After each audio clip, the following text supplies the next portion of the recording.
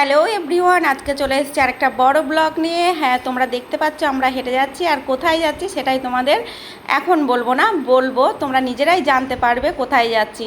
তো চলো যাচ্ছি। এদিকে স্টেশনে দেখো পুরো ফাঁকা, খুব সুন্দর একটা হাওয়া দিয়েছিলো। এই করতে করতে আমরা ট্রেনে উঠে গেছি। ট্রেনে উঠে দেখো বসার জায়গা পাইনি, তারপরে ফাইনালি বসার জায়গা পেলাম। আর এদিকে দুষ্টু আমার দিকে কেমন করে তাকিয়ে রয়েছে, কারণ ওর একটু রাগ হয়েছিল দেখে। তো এই করতে করতে আমরা স্টেশনে চলে এসেছি, আর দুষ্টু তো লাফালাফি করছে যাওয়ার জন্য, যে কখন ও স্টেশনে নামবে, যেহেতু ওর দাদু বাড়ি। আর আমরা ওর দাদু বাড়ি বলে, আর আমি মানে কারণ আমার ভাই নেই তো মামা বাড়ি বলে না, ও দাদু বাড়ি বলে।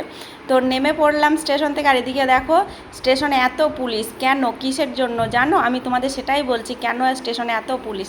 কারণ হচ্ছে তোমার সেদিন ছিল অগ্রদ্বীপের মেলা, মানে 2 দিন আগে ছিল অবশ্য, আর সেদিন খুব ফাঁকাই ছিল। 2 দিন পরে আমরা গেছি, যেদিন অগ্রদ্বীপের মেলা ছিল তার 2 দিন পরে। তো স্টেশনটা এতটাই অন্ধকার ছিল, কি বলবো তোমায়, কেন জানি না ওইটুকানি টাইম প্রচুর অন্ধকার ছিল স্টেশনে। আর স্টেশনটা তো দেখে পুরো বোঝা যাচ্ছে না। আর পিছনে দেখো মিলিটারি পুলিশ, তো ওরাও হাসছিল আমাদের ভিডিও করা দেখে। তো ওরাও বলছিল আমাদের একটু নিও।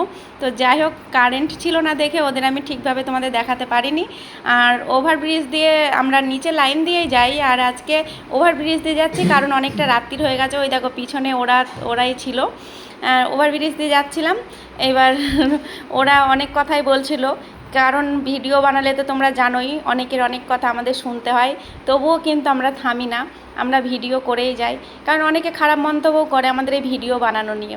তোমরা তো এটা ভালোই জানো, যারা আমাদের মতো ব্লগ বানাও, তোমরা খুব ভালো মতোই জানো কত কি ফ্রেশ করে তারপর একটা ব্লগ বানাতে হয়। তো ধীরে ধীরে চলে এসেছি। আর এদিকে স্টেশনে দেখছি কত লোক বসে রয়েছে, মানে সেদিনও মেলা শেষ হয়নি, কত লোক বাড়ি যাওয়ার জন্য স্টেশনে অপেক্ষা করছে ট্রেনের। তো এইভাবে ধীরে ধীরে আস্তে আস্তে চলে যাচ্ছি। আর এদিকে দুষ্টু তো প্রচুর তাড়াহুড়ো, কতক্ষণে যাবে, দাদু দিদার সাথে একটু কথা বলবে, গল্প করবে।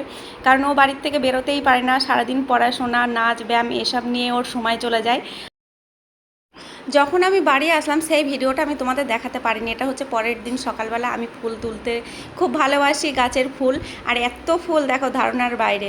সত্যি কথা বলতে এখানে প্রচুর ফুল পাওয়া যায়, আর এই ফুল কিন্তু আমার তুলতে খুব ভালো লাগে। আর আমি যেখানে থাকি সেখানে তো ফুল একদমই মানে পাওয়া যায় না, গাছের ফুল তো নাই, কিনতে পাওয়া যায়, তাও অল্প একটু, বেশি না।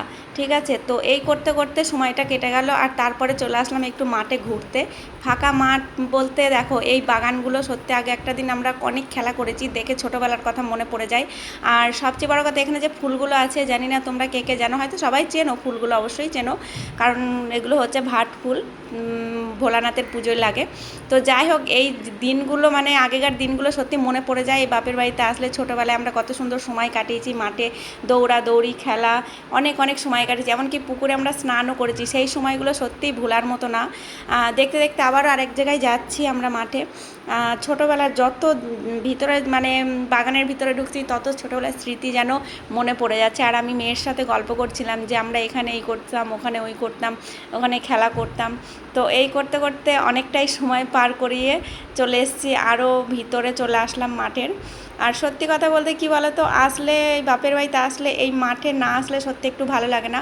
আর এরকম গ্রামময় মানে মাঠঘাট, সত্যি কথা বলতে আমার ভীষণই পছন্দের, খুবই ভালো লাগে। আর এই মাঠে একটা টাইম আমাদের অনেক সময় কাটতো। এই যে এগুলো তোমরা দেখতে পাচ্ছ, এগুলো সর্ষের গোড়া, এগুলো একটা টাইম সত্যি কথা বলতে আমরা তুলতাম, তুলে আমার মাকে দিতাম রান্না করার, মানে জ্বালানির কাজে লাগতো এই কাঠগুলো। আর এই কাঠগুলো সত্যি এই যে এরকমভাবে তুলতাম আমরা, তুলে মাকে দিতাম। আর একটা টাইম তো যখন আমরা ছোট ছিলাম তখন তো গ্যাসের কোনো ব্যবস্থাই ছিল না, তো যেহেতু কাঠেই রান্না করতো আমার মা। আর কাঠে রান্না করা যে কতটা স্বাদ, মানে খাবার যে কতটা স্বাদ হতো, তরকারি কি বলবো তোমাদের। হয়তো তোমরা যারা গ্রামে থাকো এখনও, তারা এগুলো বুঝতে পারবে। আর আমার মেয়ে দেখো বাবা, ও তো সেই হাওয়া দেখে, মাঠ দেখে সেই খুশি, কারণ ও এই প্রথমবার এরকম মাঠে গেল। এর আগের বার গেছি, কাজে গেছি, চলে এসেছি, থাকা হয়নি। তো আজকে 2-3 দিনের সময় নিয়ে গেছিলাম বলেই আজকে মাঠে ঘুরতে যেতে পেরেছি। আর মেয়ে তো খুব খুশি। আর দেখো বাচ্চাদের মতো একটা মুখে ললিপপ নিয়ে ভিডিও বানাচ্ছে। আর আমি এখান দিয়ে আমি সত্যি কথা বলতে এতটাই খুশি হয়েছি যে আমি ছোটোবেলার মতো হয়ে গেছি, তাই একটু দৌড়াদৌড়ি করছিলাম। আর আমার মেয়ে পিছন থেকে, আর সত্যি কথা বলতে আমার মেয়েই ক্যামেরাম্যান, ঠিক আছে, আমার মেয়েই ভিডিও করে। আর যেখানে যাই সবই ও, ভিডিও ছবি তোলা সব কিছুই ও করে দেয়, কারণ আমার আর তো কেউ নেই যে ভিডিও করার বা এক্সট্রা সেরকম কোনো ব্যবস্থাও নেই যে কাউকে ক্যামেরাম্যান রাখবো, বা সেরকম বড় এখনও হয়নি। তো আমার মেয়ে দেখো সেই ললিপপ চুষতে চুষতে মানে খেতে খেতে সেই ভিডিও করছে। আর এরকম পরিবেশে মানে কি বলবো, সত্যি খুব ভালো লাগে পরিবেশটা। আর ওই দিকটা দেখো একটা পুকুর ছিল, আর এই পুকুরে আমি দৌড়াতে গিয়ে পড়ে গেছিলাম, যেটা তোমাদের সাথে শেয়ার করা হয়নি, আমার পায়ে লেগেছিল, সেটা আমি এখন তোমাদের মুখেই বলছি। তো যাই হোক, এই যে এই পুকুরটা দেখতে পাচ্ছ, একটা টাইমে এই পুকুরে মানে মাছও ধরেছি আমরা এই ছোটোবেলায় এই পুকুরটায়। মানে এই সব পুকুর ঘাটে নদীতে যে কত রকম স্মৃতি জড়িয়ে আছে তার ধারণার বাইরে। তবে আমাদের সময় একটা দিন ছিল যে এতটাই সুন্দর, সব সময় আমরা খেলে বেড়াতাম, প্রকৃতির হাওয়া বাতাস সব গায়ে লাগতো। কিন্তু এখন কি আর সেটা হয়?